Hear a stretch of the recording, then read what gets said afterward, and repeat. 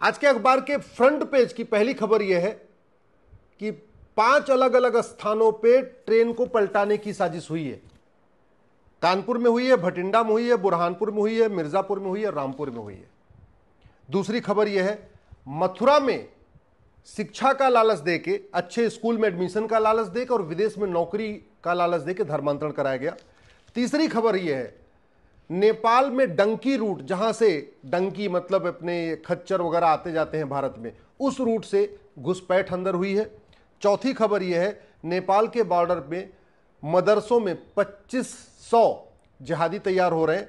और पांचवी खबर यह है कि एक कन्वर्टेड हिंदू ने हिंदू नाम से 5 आधार बनवा लिया है। मैं बार बार कह रहा हूं, हम जिस गति से विकास कर रहे हैं उससे 10 गुने स्पीड से हम विनाश की तरफ जा रहे हैं। 10 गुने स्पीड से, जिस स्पीड से हम हाईवे बना रहे हैं, एयरपोर्ट बना रहे हैं, बुलेट ट्रेन बना रहे हैं, रेलवे बना रहे हैं, उससे 10 गुनी स्पीड से हम बर्बादी की तरफ भी जा रहे हैं।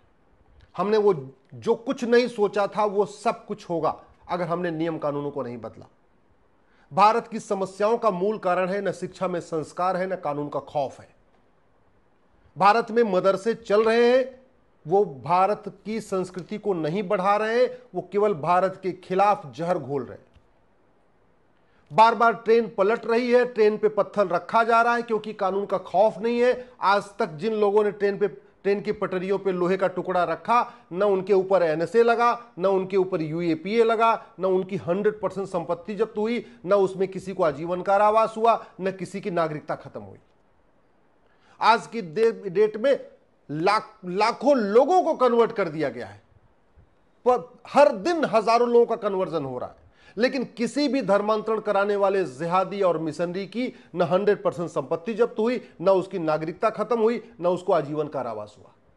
जितने भी धर्मांतरण करा रहे हैं मिशनरी और जिहादी, न उनके ऊपर एनएसए लग रहा है, न उनके ऊपर यूएपीए लग रहा है, न उनके ऊपर वेजिंग वॉर की धारा लग रही है, न उनके ऊपर गैंगस्टर एक्ट लग रहा है, न उनके ऊपर देशद्रोह की धारा लग रही है। ऐसा कोई दिन नहीं जिस दिन 1000-2000 घुसपैठिए भारत में नहीं आ रहे, नेपाल के रूट से या बांग्लादेश के रूट से। लेकिन आज तक किसी भी घुसपैठिए के ऊपर न एनएसए लगा, न यूएपीए लगा, न वेजिंग वॉर लगा, न गैंगस्टर एक्ट लगा, न देशद्रोह लगा। आज तक किसी भी घुसपैठिए और उसके मददगार की न 100% संपत्ति जब्त हुई, न नागरिकता खत्म हुई, न आजीवन कारावास हुआ। तो खौफ पैदा कैसे होगा? अगर भारत को बचाना है तो सबसे पहले ये राइट टू एजुकेशन को हमें बदल के राइट टू इक्वल एजुकेशन लागू करना पड़ेगा। भारत को बदलना, अगर हमें बचाना तो सबसे पहले हमें धर्म और रिलीजन के अंतर को स्पष्ट करना होगा। सारे मजहब एक समान नहीं होते, मजहब ही आपस में नफरत सिखाते हैं, इसको समझना पड़ेगा। धर्म जोड़ता है, रिलीजन तोड़ता है, यह हमें स्कूलों में बताना पड़ेगा।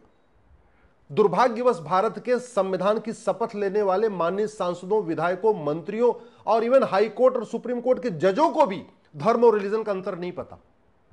मेरी पीआईएल चल रही है धर्म और रिलीजन के ऊपर, उसमें मैंने 20 अंतर बताया धर्म और रिलीजन में अंतर। और पहला जो सबसे मुख्य अंतर यह है कि धर्म जोड़ता है, रिलीजन तोड़ता है। दुर्भाग्यवश हम सारे रिलीजन को एक समान मानते हैं, और उसका मूल कारण यह कि न तो हमारे सांसदों, विधायकों, मंत्रियों ने, जजों ने भगवत गीता पढ़ी और न उन्होंने बाइबल कुरान पढ़ा। तो उनको लगता है कि जैसे भगवत गीता है वैसे बाइबल कुरान है, जबकि दोनों, इनमें जमीन आसमान का अंतर है। भगवत गीता धार्मिक ग्रंथ है, बाइबल और कुरान रिलीजियस बुक है। संविधान का आर्टिकल 28 ये कहता है कि आप रिलीजियस किताब नहीं पढ़ाओगे। लेकिन चूंकि हमारे माननीय सुप्रीम कोर्ट के जजेस को और हाई कोर्ट के जजेस को धर्म और रिलीजन में अंतर पता नहीं, तो उनको लगता है जैसे बाइबल और कुरान रिलीजियस बुक है, ऐसे भगवत गीता भी रिलीजियस बुक है। जबकि भगवत गीता धार्मिक ग्रंथ है, वो यूनिवर्सल है, वो किसी एक पंथ के लिए है ही नहीं, वो सबके लिए है। इसके बावजूद जब जब भगवत गीता पढ़ाने की बात आएगी तो इनको लगेगा ये तो शिक्षा का भगवाकरण हो रहा है। ये जो नासमझी है, ये जो समझदारी का अभाव है, इसकी वजह से भारत बर्बादी की तरफ जा रहा है। अगर भारत को बचाना है तो 1929 का सीबीएसई बोर्ड खत्म करना पड़ेगा, आईसीएसई बोर्ड खत्म करना पड़ेगा। ये जो 65 एजुकेशन बोर्ड चल रहे हैं इनको खत्म करना पड़ेगा। 10वीं तक 1 nation 1 education board, 1 nation 1 syllabus, 1 nation 1 curriculum लागू करना पड़ेगा। सब अपनी अपनी मातृभाषा में पढ़ें, लेकिन सिलेबस करिकुलम समान होना चाहिए। न मदरसा, न गुरुकुल, न मिशनरी स्कूल, कुछ नहीं, सभी स्कूलों में सिलेबस कॉमन होना चाहिए, करिकुलम कॉमन होना चाहिए।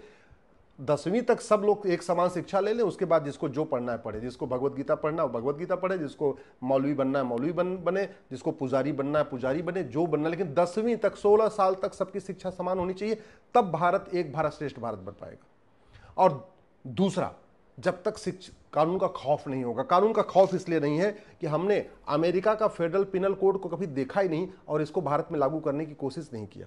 ये जो भारतीय न्याय संहिता बनी है ना, ये ठीक है, पहले से बेटर है, लेकिन ये अमेरिका के फेडरल पिनल कोड के टक्कर की नहीं है। ये जो हम 50 कानूनों का मकर जाल लेके चल रहे हैं, इसको हमें बदलना पड़ेगा। जैसे गुलामी की शिक्षा बदलना पड़ेगा, ऐसे ही गुलामी की पुलिस व्यवस्था बदलनी पड़ेगी, गुलामी की दंड व्यवस्था बदलनी पड़ेगी, गुलामी की न्याय व्यवस्था बदलनी पड़ेगी, गुलामी की प्रशासनिक व्यवस्था बदलनी पड़ेगी और जस्टिस विद इन ईयर लागू करना पड़ेगा, तभी भारत बच पाएगा। भाई आप ये देखो, एक कन्वर्टेड हिंदू ने 5 हिंदू नाम से आधार बनवा लिया, और किस लिए बनवाया है पेपर में निकला हुआ है, केवल हिंदू लड़कियों को फंसाने के लिए। अब पूरे देश में खेल चल रहा है, घुसपैठिए जितने आ रहे हैं वो भी सारे हिंदू नाम से बनवा रहे हैं। पहले वो अपने असली नाम से बनवाते थे, अब 2014 के बाद थोड़ा टाइम बदल गया, बीजेपी के शासन आ गया, अब वो हिंदू नाम से बनवा रहे हैं, जिससे उनके ऊपर कोई डाउट ना हो, और लफ्ज़ उससे कर रहे हैं। क्यों कर रहे? क्योंकि फर्जी आधार बनाना और फर्जी आधार बनवाना गंभीर अपराध नहीं है। ये घुसपैठिए हिंदू नाम से ड्राइविंग लाइसेंस बनवा रहे हैं, क्योंकि फर्जी आधार बनाना और फर्जी ड्राइविंग लाइसेंस बनवाना गंभीर अपराध नहीं। फर्जी राशन कार्ड बनाना और बनवाना गंभीर अपराध नहीं। फर्जी बर्थ सर्टिफिकेट बनाना और बनवाना गंभीर अपराध नहीं। फर्जी वोटर आईडी बनाना और बनवाना गंभीर अपराध नहीं। फर्जी निवास प्रमाण पत्र बनाना और बनवाना गंभीर अपराध नहीं। कानून नहीं बदलेंगे, फर्जी आधार बनते रहेंगे। भारत के लोग गद्दारी कर रहे हैं देश के साथ 2-2 हजार रुपए में। उनको 2,000 रुपए मिल जाए, उसके बाद वो ये आंख बंद करके आधार बना रहे हैं, आंख बंद करके राशन कार्ड बनवा रहे हैं, आंख बंद करके ड्राइविंग लाइसेंस बना रहे हैं। वो घुसपैठिया हो, रोहिंग्या हो, बांग्लादेशी, कोई फर्क नहीं पड़ता। इसलिए भ्रष्टाचार को पहले देशद्रोह घोषित करना पड़ेगा। भ्रष्टाचार को राष्ट्र की सुरक्षा के लिए खतरा घोषित करना पड़ेगा। भ्रष्टाचार को देश की एकता अखंडता के लिए खतरा घोषित करना पड़ेगा। भ्रष्टाचार को सबसे बड़ा देशद्रोह घोषित करना पड़ेगा। ये जो घूसखोरी है और भ्रष्टाचार है, इसको हमें संगठित अपराध घोषित करना पड़ेगा। जितनी सजा बलात्कारियों को मिलती, उससे ज्यादा सजा हमें भ्रष्टाचारियों को देना पड़ेगा, अगर हम भारत को बचाना चाहते हैं। क्योंकि भारत के जितने खतरे हैं, धर्मांतरण हो रहा है काला धन हवाला के जरिए। भाई ये कन्वर्ट कर रहे थे ना मथुरा में, एक तो एडमिशन की लालच, विदेश में नौकरी की लालच, और तीसरा पैसे की लालच। पैसा कहां से आ रहा है? जो भारत के अंदर ब्लैक मनी जनरेट हो रही, वो पैसा आ रहा है, धर्मांतरण में काम आ रहा है। जो खाड़ी देशों से हवाला के जरिए आ रहा है पैसा, वो भी धर्मांतरण में यूज हो रहा है। जो वेस्ट कंट्री से एफसीआरए के जरिए आ रहा है, वो भी धर्मांतरण के लिए यूज हो रहा है। तो जब तक एक भी कांग्रेसी कानून भारत में है और जब तक एक भी अंग्रेजी कानून भारत में है, भारत को बचाना नामुमकिन है। मैं 100% कह रहा हूं नामुमकिन है। भारत को बचाना है तो 100% आपको अंग्रेजी कानून और कांग्रेसी कानून खत्म करने पड़ेंगे। क्यों? क्योंकि मुगल यहां आए थे इस्लाम को बढ़ाने के लिए, अंग्रेज आए थे क्रिश्चियनिटी को बढ़ाने के लिए, और कांग्रेस ने अपने 50 साल के शासन में मुगलों के भी काम को आगे बढ़ाया, क्रिश्चियनिटी और अंग्रेजों के काम को भी आगे बढ़ाया। कांग्रेस ने जितने नियम कानून बनाए हैं, उसमें एक भी नियम कानून सनातन धर्म को मजबूत करने, सनातन धर्म को प्रचार प्रसार करने के लिए बनाया ही नहीं है। कांग्रेस ने जितने भी कानून बनाए हैं, या तो भ्रष्टाचार को बढ़ाने के लिए बनाए हैं, या तो लैंड जिहाद बढ़ाने के लिए बनाए हैं, या तो लव जिहाद बढ़ाने के लिए बनाए हैं, या तो उन्होंने तुष्टीकरण को बढ़ाने के लिए बढ़ाया है। जितने भी कांग्रेस ने कानून बनाया, या तो जातिवाद का जहर बढ़ाने के लिए, भाषावाद का जहर बढ़ाने के लिए, क्षेत्रवाद का जहर बढ़ाने के लिए, माओवादियों के हक में, नक्सलियों के हक में कांग्रेस ने जितने भी कानून बनाए हैं, या तो क्रिश्चियंस को फायदा पहुंचाने के लिए, या तो जिहादियों को फायदा पहुंचाने के लिए। एक भी अगर कांग्रेसी कानून छूटा, भारत नहीं बच सकता। एक भी अंग्रेजी कानून छूटा, भारत नहीं बच सकता। भारत को बचाने का एक ही तरीका है, गुलामी की शिक्षा व्यवस्था बदली जाए, गुलामी की पुलिस व्यवस्था बदली जाए, गुलामी की न्यायिक व्यवस्था बदली जाए, गुलामी की प्रशासनिक व्यवस्था बदली जाए, गुलामी की टैक्स व्यवस्था बदली जाए, गुलामी की व्यापार व्यवस्था बदली जाए, जनसंख्या नियंत्रण के लिए कठोर कानून बने, धर्मांतरण नियंत्रण के लिए कठोर कानून बने, घुसपैठ नियंत्रण के लिए कठोर कानून बने, घुसपैठियों और धर्मांतरण कराने वालों के मददगारों के खिलाफ कठोर कानून बने। जब तक भारत में अश्लीलता नियंत्रण के लिए कठोर कानून बने, ड्रग स्मगलिंग, क्योंकि भारत को बर्बाद करने के लिए और बहुत बढ़िया आजकल तरीका है, अश्लीलता फैलाई जा रही है और ड्रग खूब फैलाई जा रही है। क्यों? क्योंकि कानून घटिया है। उपाय कानून है। मैं आपको कह रहा हूं, 200 जिलों में हिंदू खत्म हो चुके हैं। 6000 तहसील में से 1500 तहसीलों में हिंदू खत्म हो चुके हैं, 9 राज्यों में हिंदू खत्म हो चुके हैं। आपने जो कल्पना नहीं किया होगा ना, वो सब कुछ होगा अगर नियम कानून नहीं बदले। और जिन नेताओं के आप भरोसे बैठे हुए हैं, ये 15 से 20 साल के बाद आपके बच्चों को बचाने नहीं आएंगे।